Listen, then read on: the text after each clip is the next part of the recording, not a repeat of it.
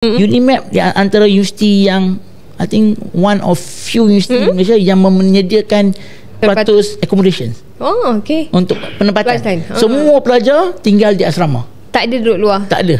Kalau awak nak duduk luar tu pilihan awak. Dia tak risau. Parents tak perlu risau pelajar kan nak cari rumah sewa, transportation, risau anak kadang-kadang kat luar bawa kereta dan sebagainya kan.